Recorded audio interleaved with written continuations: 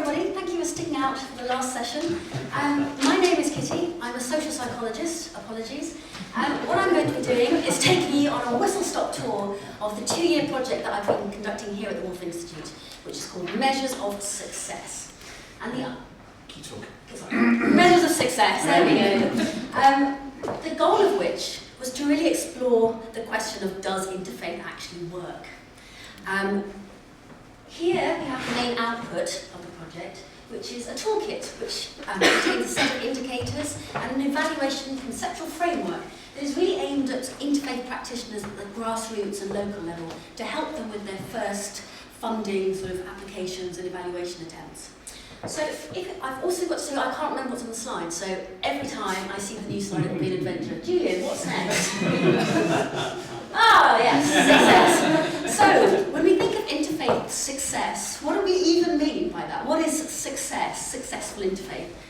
Well, part of the problem of measuring it is knowing how to define it. So, after much sort of intellectual agonising, I took a reductionist approach. Let's break it down. And based on preliminary interviews with practitioners, there were several themes that came through. So for interfaith practitioners at the grassroots level, what was important for them was that participants underwent some kind of psychological change. This was a reduction in prejudice, there was a change in attitudes. So for them, success involved psychological processes, psychological change. But a lot of interfaith work is done on the premise that it has broader effects, that it seeps beyond just the initial project and goes on to influence people in the broader communities. And at this point, people become interested in success at the community level. So we're moving now from just an individual success domain up into the much larger community domain. How might that look? What does success in community terms look like if you want an interfaith project? Is it something as simple as reduction in religiously motivated hate crimes, for example? That would be certainly one very good metric of success. But again, how do we tap into the more sort of attitudinal changes that take place within a community, if indeed they actually do? And then at the very top, or you can't really see it at the top here, but the third domain of what we might call success when thinking about interfaith is the much broader success in terms of societal change. So we're thinking here about much more longue durée historical changes that happen, rather than something that's like the initial effect of an interfaith project. And so rolling with this breaking things down into smaller chunks approach, we broke down each of these 3 domains of success into further smaller measurable units.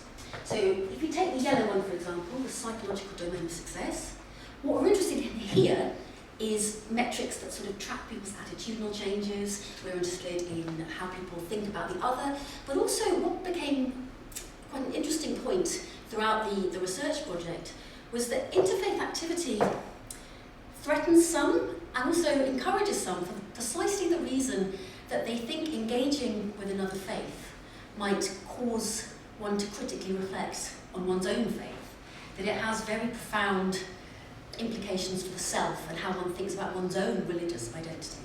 So there are all the sort of changes that we're expecting in this psychological domain of success. So questions related to identity and attachment. Does involving an interfaith weaken your attachment to your religious community, or does it strengthen it?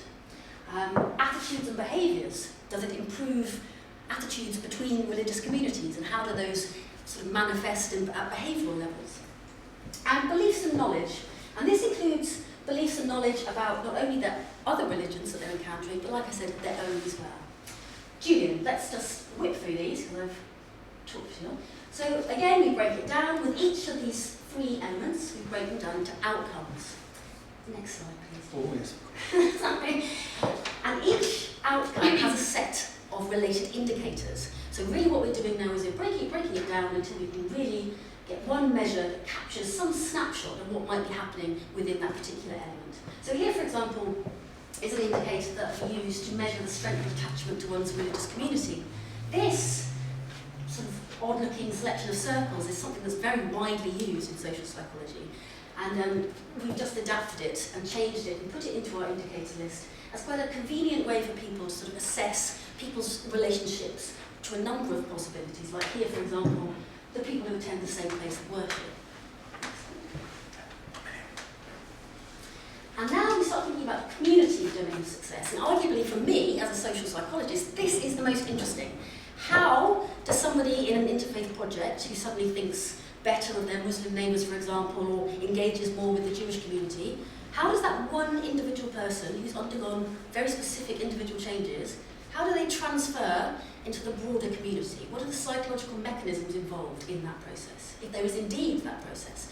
So my answer to the question, does interfaith work? I'm provocatively going to say, I don't know. I don't know if it works. But this toolkit should help us find out. And here I've listed some of our partners. So I think somebody mentioned the University of Leuven, I think. Yes, so I've been working with Professor Ryan at the University of Leuven, who's testing some of our indicators in a project there. And also another Dutch interfaith organisation, Limona, as well as here in the UK, in Newham, and the Ginkgo Foundation, which is a sort of UK-Egypt model of scriptural dialogue.